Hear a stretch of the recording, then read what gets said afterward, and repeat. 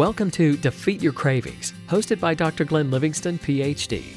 Glenn has held his doctorate in psychology for more than 30 years and is also a former multi-million-dollar consultant to the big food industry and uses his experience to help you defeat your cravings.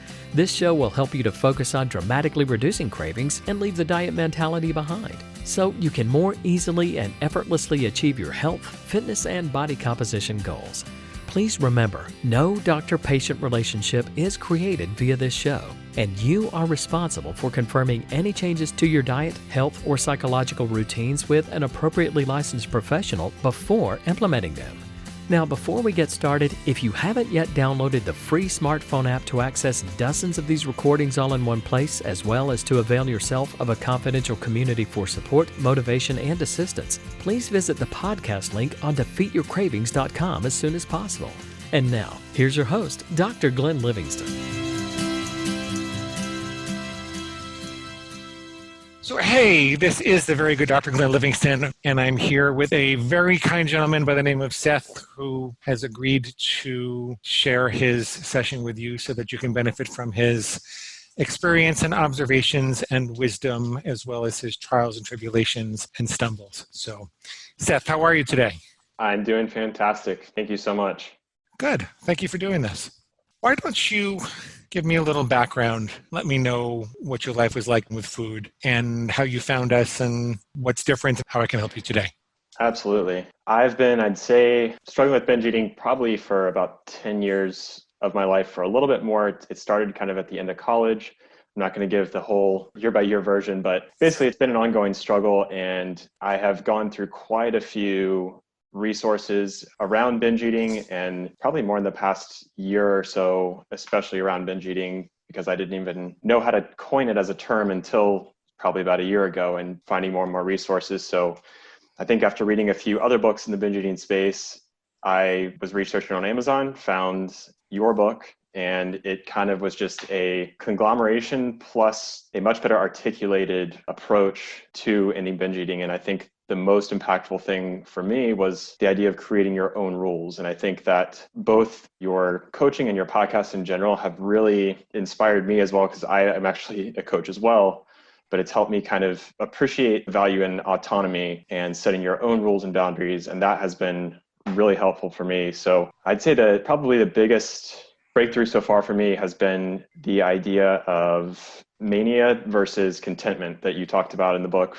Just kind of realizing that contentment factor versus that food high. When you put words to getting high on food, that helped me immensely, because it allowed me to define a binge more accurately and distinguish between that and the kind of contentment that I found in the past doing things where I was eating mostly whole foods and I felt very, as you said, content, but I was not getting high on food.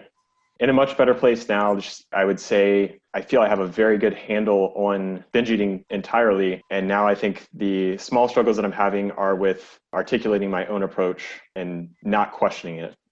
Okay, well, I'm happy to help you with that. You said a lot of really important things I just wanted to underscore. Not a lot of people highlight the mania versus contentment element of binge recovery. And I think it's really important, because I think that to really recover from binge eating, you have to accept that the world is not a big food party. And we're caught up in the feast and famine cycle. We're caught up with the highs and lows of the feast and famine cycle. And people don't recognize they're equally as addicted to the famine part of the equation as they are to the feast part of the equation. And so when they're over-restricting or trying to follow some super strict diet that someone else set up for them, their pig is actually setting them up for the next feast section. And that part of stepping off of that roller coaster is accepting a more even-keeled and mature life. It's not that you can't have fun anymore or have an occasional party. It's not the constant highs and lows of an addict. And you can feel content in a regular, reliable basis with solid nutrition in your body, with whole foods, for example, on a regular, reliable basis. We weren't really meant to get high with food. It's just kind of an artifact of what's happening with industry and our ability to concentrate sources of fat, sugar, salt, and oil, and starches, and all those kind of things. So I think that's really important. And I think the experience of contentment with food is actually more valuable than the roller coaster highs and lows that we have when we're binging. But most people don't really articulate it like that. And not a lot of people take to that wording in the book. So I appreciate you underscoring that. So Seth, that having been said, tell me about developing your own approach. You mean your own food set or your own approach to coaching people? What do you mean? I know this sounds kind of weird, but I have found pretty much the answer to my binge eating problems with making things very black and white, with setting for me what was just one never rule. But at the same time, I find myself questioning my approach because I do see other approaches out there where people are saying maybe there is an end goal where somebody can have that freedom of having quote unquote moderation with a food and then stopping their pig after those first few bites when they hear it squeal. I think my attempts and inability to do that, to test myself, almost for the purpose of asking myself, how much control do I have over myself? I find that it bothers me that I feel any kind of lack of control around myself. And so sometimes I question and think, well, I should be able to notice my lizard brain going off after a few bites and stop it then. I shouldn't have to completely eliminate it. You did respond to a similar concern about this that was super helpful in comparing it to having to go to work and going over a mountain every day versus removing that mountain and going around it. That was extremely helpful. And so I'm having trouble getting over this, I don't know if I'd call it an obsession, but this extreme desire to control myself after having a few bites versus control myself by completely eliminating the substance, so to speak. Yeah, and that's part of being of two minds also. Is there a particular substance you're talking about that you're struggling with, or is it all foods? It's definitely sugar. It's not just sugar, but added sugars as well. That's the one never rule. It's nothing with added sugar or artificial sweeteners or anything like that. When I completely abstain, I feel that contentment. I am very mentally clear. I'm totally fine living life without it, but maybe it's the marketers out there that have me thinking that, well, I should have enough control. I should be able to get to a point of control where I can recognize that lizard brain and have those few bites and then cut it off there. Is it okay if I talk for a while? You can interrupt me if you have thoughts or questions. Please do. Okay. So the first thing I want to tell you is that there was no concentrated or processed sugar or added sugar available on the savanna for, I think, the period of hominid evolution is something like 2 million years and Homo sapiens is something like 200,000 years. And in that whole period of evolution, there was no form of concentrated sugar available until like the last 0.1% of that timeline. So there's no time to adapt evolutionarily to concentrated sugar to the point that we could say, well, it's normal to be able to react without losing control. Our bodies just haven't adjusted yet, and evolution has not prepared us for that level of concentrated sugar, a lot of other things also. Secondarily, usually when you're having concentrated sugar, it's not just the concentrated sugar, but there are other chemicals involved. So when you're eating chocolate, for example, you're also having caffeine and concentrated fat and theobromine, a whole bunch of other things that I forget at the moment. So there are a lot of other stimulants that are involved. They're designed to break your full meter. They're designed to put you out of control, to hit your bliss point without giving you enough nutrition to feel satisfied. And there are billions of dollars that go into that kind of research. And that research gets better and better as the years go by. I mean, the chocolate bars that I binged on 10 years ago, they weren't quite as addictive as the chocolate bars that I don't do them anymore, but as the chocolate bars that are out there today, I'm sure. It's constantly evolving. So to be down on yourself because you do better with none than with some, it's kind of silly. I would be proud of myself for opting out. That's the way that I look at it. Like, I'm not going to let these fat cats in white suits with mustaches laugh all the way to the bank about my misery while I try to prove to them that I can handle their crazy stuff. I saw this crazy movie one time where guys were trying to prove how tough they were by getting kicked in the balls as hard as they could. It's like, go ahead, hit me. Go ahead, bring it on. It's like, all right, you can survive that if that's the way you want to live, but it's not the way I want to live. That's so true. Yeah. Now, with that said, different people seem to be genetically blessed or cursed, as the case may be, because I think they pay a price for it later on.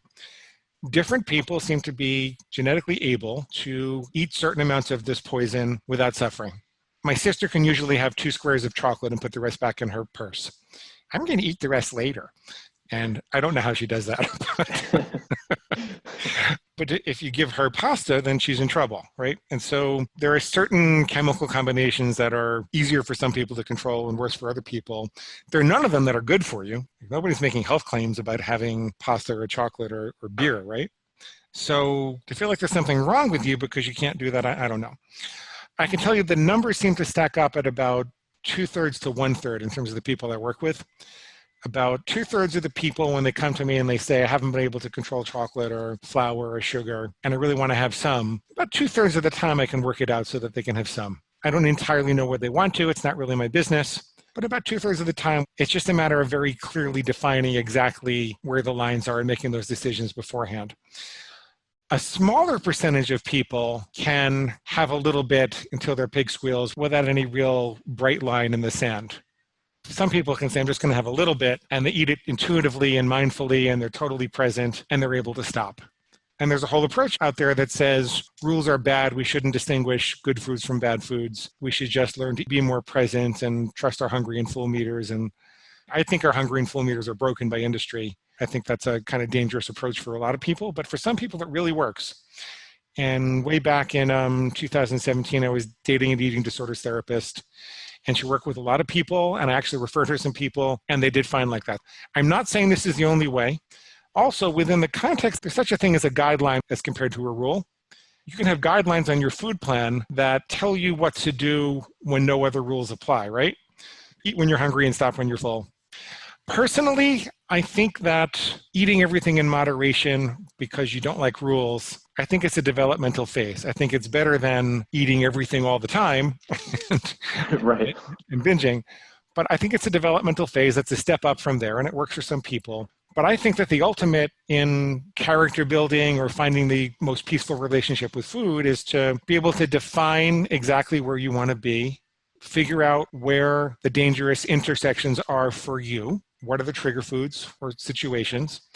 Articulate exactly how you want to behave and what role you want these foods to play in your life.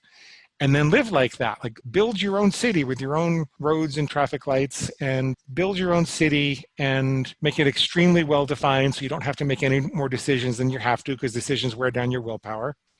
I don't apologize for having to have some rules. I don't apologize for having to have given up chocolate and sugar and flour. I've periodically gone back and tried to allow some flour in my diet. It's not that I'm out of control. I just don't feel as well, and I deal with cravings, and it's annoying. So I personally choose to keep those things out of my diet, but it's totally up to you. So I'll shut up now and see how you're reacting and how this is landing for you and what else I can do to help. That's actually very helpful. I think it kind of helps to have my sanity confirmed as to the idea of, I don't do this in every other area of my life. I embrace having rules. I could sleep in every morning till 10 o'clock, but I'd rather get up and go to the gym because I feel better doing that. That makes a lot of sense. And I think the idea of, like you said, reducing decision-making, and the analogy that you gave that I listened to in the previous podcast with the traffic planner, that's such a helpful analogy because it's still in my will or my power to create these rules, but it's just making my life easier by doing so. And I would totally agree that I feel a lot better when I'm not eating these things at all. And I think sometimes that false need to have things in moderation comes from just hearing everybody else saying that, and defining, I guess, control as having things in moderation versus defining control as what makes my life. So that's super helpful. I think the whole world has a tacit agreement to slowly kill themselves with food. I think society is stressful. I don't think we're meant to live in four walls in front of these screens. I think we're meant to have a lot more time outside and with each other. And I think that in part we've adapted and agreed to deal with the frustration by overstimulating ourselves with food, in some ways living a shorter, more brutal life than we would so that we can live in a civilized society. And who's to say if it's worth the trade-off or not, but I think any individual like you and I can choose to opt out of that slow suicide if we want to. Sure, absolutely. Another thing that I have found very helpful is the idea of not having to solve all the other problems by removing the binging. But I've found that for me, removing that binge eating or removing that substance has shown a light on all the other areas that maybe weren't being addressed before. And it really feels like you realize what was the center of your world seemingly is now gone. It's quite a realization to be able to transfer your focus onto your actual life and finding, well, what's the center of my life now? Because it's no longer superficial pleasure. Seth, how old are you? I'm 32. What do you think it's going to be like to wake up on your 40th birthday knowing that you got artificial sugars and added sugars out of your diet completely, and you spent your 30s free of that in a contented state with whole foods? I think there's going to be a lot more to look back on in terms of accomplishments. And I don't think at that point, I don't think I'll even be thinking about those kind of foods because it will just be part of who I am. What do you think you'll accomplish in your 30s without the added sugar that you couldn't have accomplished if you had it? Well, one thing for me is working on growing a business and specifically around coaching. And so I think the idea of simply being congruent with the things that I say and believe and actually acting those out in order to be able to help other people who are struggling with certain things. I love marketing, love business. And like I said, you've really inspired me from a lot of different levels, not just the binge eating. So I think the ability to work on building a business and things that I'm actually passionate about that actually bring me fulfillment and spending time with other people and being able to be present for that time versus thinking about food, community, and working towards accomplishing business goals are two of the biggest things that I'd like to find. Because you'll be walking in integrity. You'll walk the walk and people will know it. Absolutely. Yeah. And you'll build a stronger community. 100%. People can tell. I know that from experience. Absolutely. Why does your pig say you can't do it? I think because of the amount of times that I have changed my mind in the past on following different methods, I think I have realized that just like the dopamine hit of having different kinds of food, different novelties, I guess, I've realized in looking back that I had that same kind of novelty with ideas or with business approaches or strategies or tactics. And so I realized it was just always the next tactic that, oh, this is the best thing, so I need to be embodying the best tactic, and all that other stuff is now outdated. I gotcha. Yeah. I'm just writing that down. So what else does the pig say? We'll come back to it. Still just that basic argument of you should be able to graduate to a point where you can reintroduce those certain foods, because I do get to a point as I have whole foods more often and as they compromise pretty much 100% of my eating, I do establish that mental clarity, and I'm very clearly able to see. This is another thing that was very helpful in the book as well, is making decisions after you've experienced that contentment first and then making plans. So I think that the idea of I should be able to have ice cream if I'm out with friends and know that I can get right back to where I was before because I've spent 6 months or a year in my eating habits and they are secure enough to where I don't need to completely abstain from this anymore. You very well might be able to do that, and it's totally up to you if you want to change your plan at that point. So if you decide to change your rules in the future and you wait 48 hours or maybe even a week for an important rule like this, after having articulated exactly why you want to change it, after having saved a backup copy of your current food rules, and after articulating exactly what the new rule is going to be, then you can change your food rules if you want to. You present it to the pig as if it's set in stone, because the pig is too impulsive and it acts like a 2-year-old. And if you don't say you can never cross the street alone, then the pig is going to try to cross the street alone. That's what I told my little niece when she was little. She's got to hold my hand if she wants to cross the street. Right. So you can change your rules if you want to. And there's a way to protect your food plan as you change your rules. This comes from my marketing background. And there's a concept in marketing called beat the control. What would happen is that you'd have an advertisement, usually a long letter, or it could be a one-page advertorial or something like that, or maybe it's even just a radio spot, right? And you call that the control. It has a certain performance level. Maybe 2% of the people that hear it buy. Sure. Well, you want to improve that, but you don't want to lose the current performance level. And so what we would do is we would write another ad, and there's so many different variables and so many things we could improve. We'd write a whole nother ad, and we would A/B test it, and we'd say, okay, so B is the control, exactly what it has been, and then A is going to be this new idea. And if the new idea didn't beat the control, then we throw out the new idea and try another new idea until something beat the control, and then that became the control. In that way, in advertising, you stair-stepped up the response level and the effectiveness of the ad. It's the same thing with your food plan. If you consider one plan to be the control and you save copies of it and you make notes about why it worked and everything like that, then you keep a little journal about what changes you've made over time and what results you get from the changes, you can revert back to the last best working thing if your new test doesn't work. And in that way, the food plan gets better and better. You're not really at risk of it getting worse. Even though the pig says, well, you've changed so many things. If you change this again, it's just going to go away. It doesn't really do that. Change is part of the constructive evolution of a food plan. You just have to protect it by saving copies of the control each time. Did I explain that well enough? That's not a concept I normally talk about. That was the perfect analogy. That resonated 100%. Okay, because you're in marketing. Yes, that was very helpful.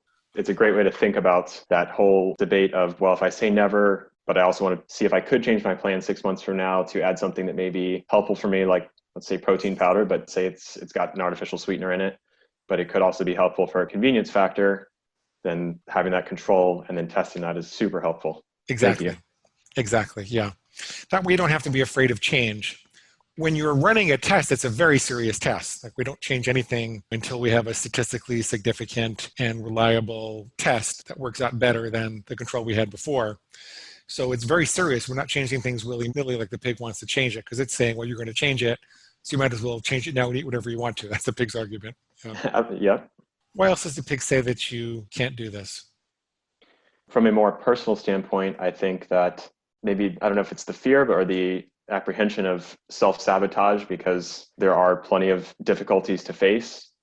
I read a book a while ago called Turning Pro by Stephen Pressfield, and it really talked about addiction quite well. And one of the things was, he was talking about malingering in World War I and how people would shoot themselves in the foot, because then when they shot themselves in the foot, they didn't actually have to face the war. And so I think maybe realizing that the binge eating and the process of recovering from it in itself was something to put my focus on. So knowing that I do have the solution, but then maybe that sometimes it's the tendency to revert back to it because it gives me easier focus and a smaller battle to fight, if that makes sense. I think so. So are you saying that if you recreate some of the binge eating problems, then you don't have to face other things in your life? Is that what you're saying?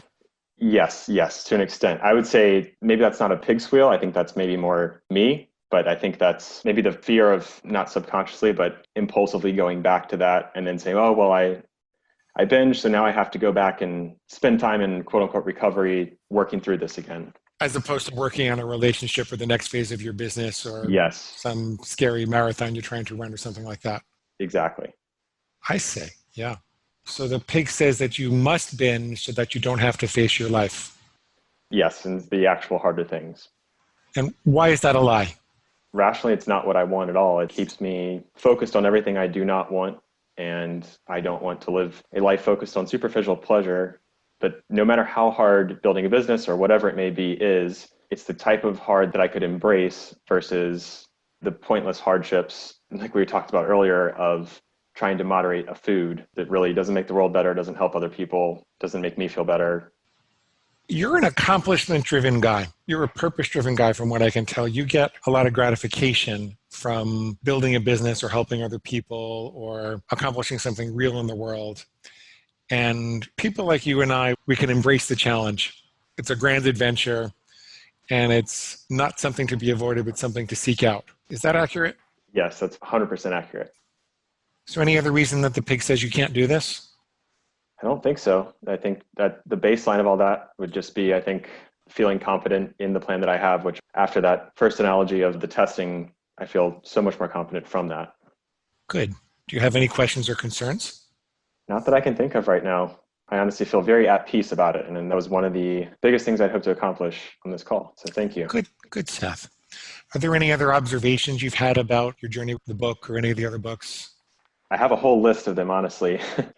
I mentioned it a little bit earlier, but the idea of eating on plan, so to speak, for a while before making decisions. I found that a lot of the difficulty I had with making a never decision in the beginning was because I was trying to make a never decision from a point of having pig slop clouding my mind versus when I was in a state of clear thinking, it totally made sense. And I was very much able to see that divide between the pig and myself and the animal brain and myself. So I think the more that I embrace that, and in the beginning, when I did have binges still, I would look back and think, am I even in the state of mind to be making decisions right now? And if not, I need to set a period of time to be on plan, to eat 100% whole foods to the point where I'm in a position where I'm at my established normal to make decisions from.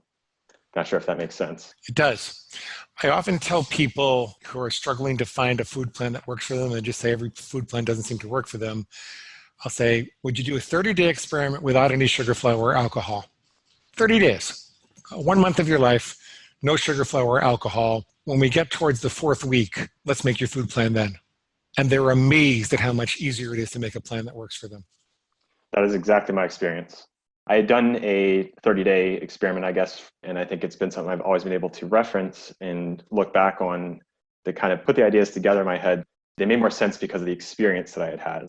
I know myself personally, and I can read everything all day, and I find myself being an information junkie at times, but at the end of the day, nothing beats the experience of feeling that freedom and getting a glimpse of it and knowing how it actually feels. I think that's much more memorable. There's the ivory tower and then there's real life, right? Exactly. Yeah. Yeah. Go on down your list. It sounds like you put some thought into this. Another thing that you talked about was defining your life by recovery, or not doing so, but that's the mainstream addiction 12-step kind of approach. And I think that even though I wasn't taking anything remotely close to a 12-step approach, I think the idea of having a plan that I knew worked for me, because for a while in the process of getting rid of the binges, I was listening to not just your podcast, I was listening to every podcast about success, about all these different things, just overloading my mind, just waiting for that next golden nugget to come that would finally allow me to break free of the binge eating. And what I realized was that I already had the answers and that I was basically stalling and filling my mind with things that were reinforcing self-doubt and not reinforcing my autonomy and ability to do things. And so I think when I took a period of time and just said, no podcast this week, I love learning, I'm going to continue learning, but right now I need to just act it out and then come back to the learning. That was very helpful. I know it's quite a tangent from... It's really interesting, and it's rare people talk about that. Sometimes the pig gets you to engage in a type of mental masturbation that doesn't really lead anywhere and keeps you from taking action. 100%. And it also made me realize that I had done that with business and other areas of my life. So just seeing a lot of the parallels between my behaviors around food and my behaviors in other areas of my life was pretty eye-opening as well. The contentment versus mania, I know we talked about, this was more of a post that you had put in the Facebook group, that the idea of making your life easier and still being in control. So in other words, like you said, I could have all those binge foods if I wanted. It would just take a lot of my mental energy and it would come at the expense of doing the other things that I actually care about. And so knowing that and thinking, okay, well, it's just like Steve Jobs used to wear the same clothes every day to reduce decision-making. Why can't I see my food rules in that same light of just making my life easier and being able to direct my mind towards things that I actually want to direct it towards and having the aim of making the world better versus fitting more superficial pleasure into my life. David Allen talks about a state of mind for productivity called mind like water, where you need to set up your life. He talks about very specific productivity systems to make this happen, but you want to set up your life so that you're present and available and ready to process what's coming at you. And you can't do that if you have all of these dangerous trigger food situations that cause you to obsess about how much and when and how to get rid of it and how to make up for it and how to hide the evidence and how you're going to do better next time. If you're just totally obsessed with food and recovery, you can't really have mind like water. You can't just be present and available and able to access your creative unconscious to solve problems and move things forward in the world, make an impact. Absolutely. Yeah, that's very well said. A lot easier. Do you have one or two more? There's plenty of things, but I don't know if I have them all listed here. I think that as I've read the book a couple times and had a lot of revelations from the podcast, a lot of the analogies that you give I find very helpful, and just your general demeanor with these interviews is very helpful. On a different tangent, the coaching that I have learned is centered around motivational interviewing, and I think it's part of what we do. Yeah, it's very cool how you do that. Thanks, man. I really appreciate it. I love what you're doing, and I know you're helping a lot of people, so it's very cool to see. Thanks, Seth. I'd be happy to have you on in a few months again if you want to follow up in any way, if you have some thoughts you want to talk about. You seem like a guy who, you're a deep thinker, but you're also an action taker, and you're getting results. And I expect you to get exactly where you want to be. That's what I would anticipate with the path that you're on. It's an honor to have been of service. Like my yoga teacher says, sometimes a teacher, always a student, and today's the day that I felt like a student also. So I really appreciate what you brought to the table, and anytime you want to come on and do it again, you just let me know. Thank you so much, Glenn. Really appreciate it. I'll talk to you soon. All right, bye. Bye. And that brings us to the end of today's broadcast of Defeat Your Cravings, hosted by Dr. Glenn Livingston. Now, if you'd like to find out more about the products and services Dr. Glenn offers to help you dramatically reduce your cravings and stop overeating in 90 days or less, please visit defeatyourcravingscoaching.com. That's defeatyourcravingscoaching.com. Thanks.